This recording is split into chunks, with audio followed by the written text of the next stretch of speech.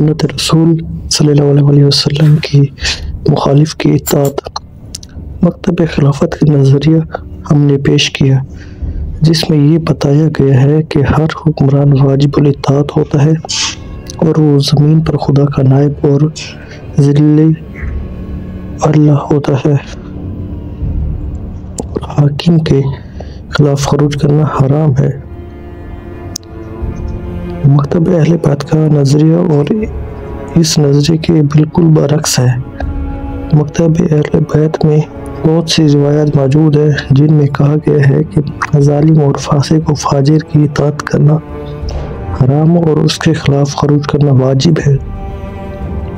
حضرت امام حسین علیہ السلام نے جناب رسول خدا صلی اللہ علیہ وسلم سے روایت کی کہ آپ نے فرمایا، جو شخص کسی ایسے حکمران کو دیکھے جو ظالم ہو اور حرمات خداوندی کا احترام نہ کرتا ہو اور اپنے عہد کو توڑ دیتا ہو، وہ سنت رسول صلی اللہ علیہ وسلم کو مخالف ہو اور بندگان خدا سے گناہ اور زیادتی روا رکھتا ہو،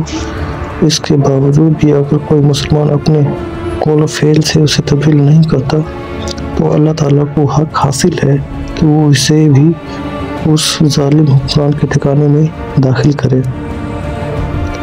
ہم پوری دیانتداری سے سمجھتے ہیں کہ سلاطین کی سمع و اطاعت کی روایت صدر اول کے ظالم حکمرانوں کی حمایت میں وضع کی گئی، اور سلاطین نے ایسی روایت کی مکمل سرپرستی کی کیونکہ وہ چاہتے تھے کہ ان کی بدعملیوں کے خلاف کسی طرف سے کوئی آواز نہ اٹھے اور عوام کو مسلمین کے دلوں سے جذبہ حریت ختم کر کے اپنے دروازے کا غلام بنا دیا جائے۔ سلاطین تو چاہتے ہی تھے کہ اس طرح کی روایت کو سر عام لایا، اور ادھر ایسے روایان حدیث بھی موجود تھے جو رسول خدا پر افطرا باندھنے میں کوئی عیب نہیں سمجھتے تھے، اور انہیں صرف اس بات سے غرض تھی کہ حکمران طبقہ ان کی خدمت سے خوش رہے اور انہیں انعام و اکرام سے نوازتا رہے۔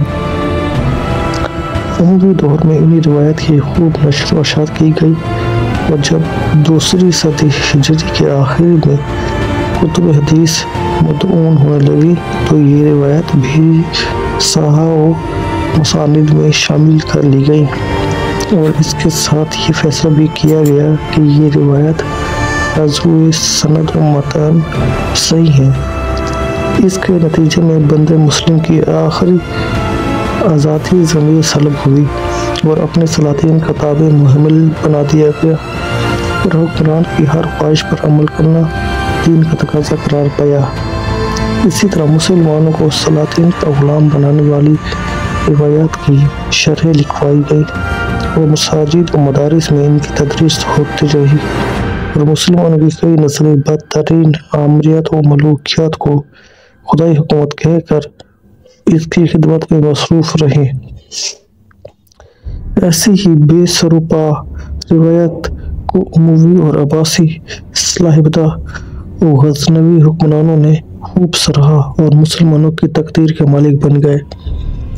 اور انہیں اسلامی دنیا سے کسی مخالفت کا اندیشہ نہ رہا۔ ایسی ہی روایت نے مسلمانوں کو بستی کے اتھاہ گڑھوں میں ڈال دیا، اور امت اسلامیہ پر بدبختی و نکبت کے تاریک سائے چھائے گئے، اور مسلمان کسی بھی طرح کی حرکت و جنبش کے قابل نہ رہے، کیونکہ ان کے اذہان ہوئے غلامی کا چوغا پہن چکے تھے، اور حکمرانوں کے خلاف آواز اٹھانے کو خدا اور رسول کے خلاف بغاوت تصور کیا جاتا تھا۔ عملی طور پر علماء اسلام کے دو گروہ تشکیل پائے۔ ایک طرف سے مکتب خلافت کی پیروکاروں کا گروہ تھا